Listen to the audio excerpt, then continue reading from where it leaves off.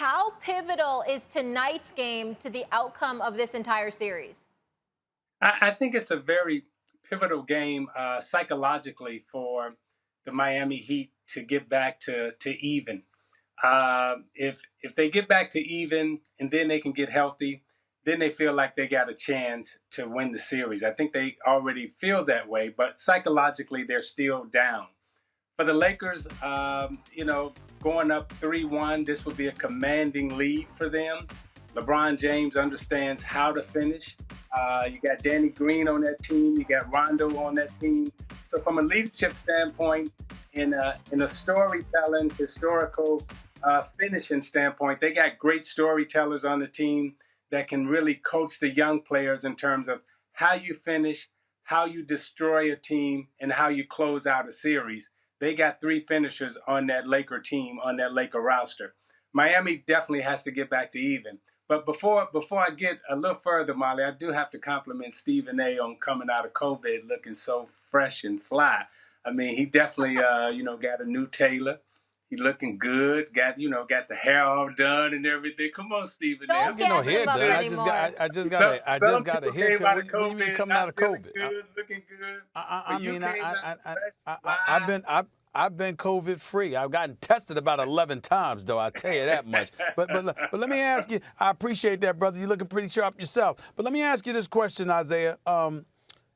Max and I were talking about this yesterday. I had a question from the standpoint. I believe as great as Jimmy Butler was, and he was nothing short of phenomenal, that if Anthony Davis had shown up, there's no question in my mind that the Lakers would have won Game 3, and they'd be up 3-0 right now. Anthony Davis is that potent, and he's that pivotal to the Lakers' success. And I think that if, even with Jimmy Butler having that kind of game, the Lakers are looking at a 3-0 lead if Anthony Davis had shown up. First of all, I want to know what your thoughts are about that, and I want to know how he looked overall in your mind last game. What did you take from his performance? I would say, Stephen A., you're 100% correct. And what Anthony Davis experienced, this is his first walkthrough in terms of the NBA Finals.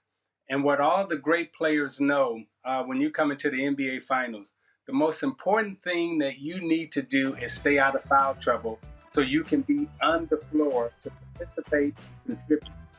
Whenever we played the Lakers or the Celtics, we knew we couldn't beat, if Magic, Kareem, and Worthy all played 40 minutes, there was no way we can win the basketball game.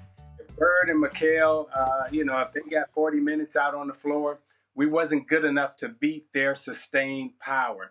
I thought what the Miami Heat did in terms of getting Anthony Davis in foul trouble early eliminated his playing time on the floor.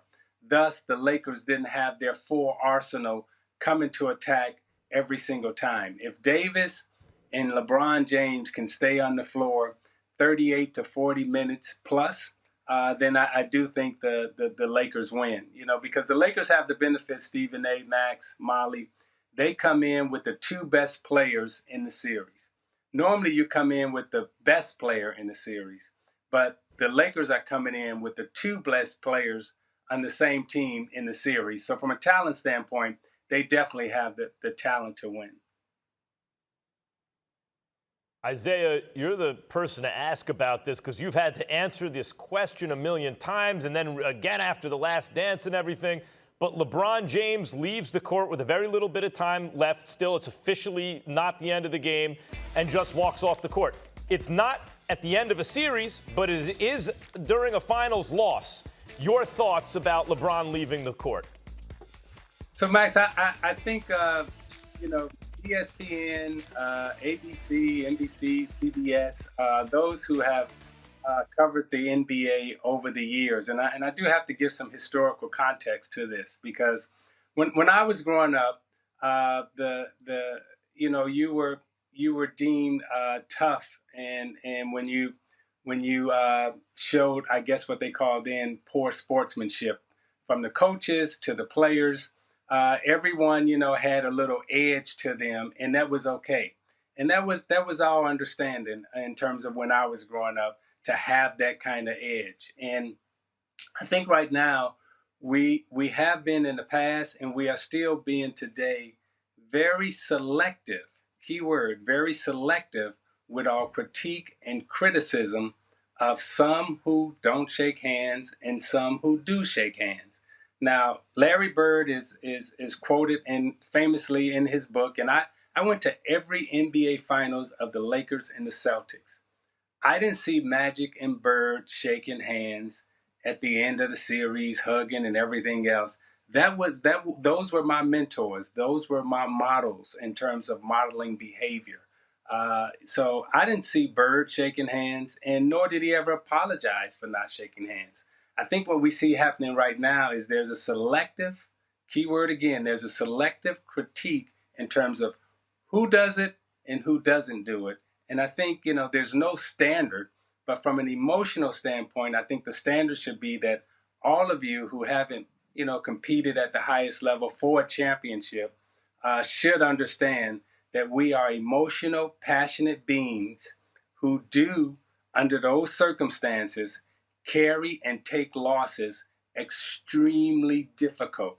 It is very hurting to lose a basketball game in the NBA Finals or the Eastern Conference Finals or what have you. So don't be selective in your critique, and be a little bit more forgiving in your critique in these moments of the athletes. Thanks for watching ESPN on YouTube. For live streaming sports and premium content, subscribe to ESPN Plus.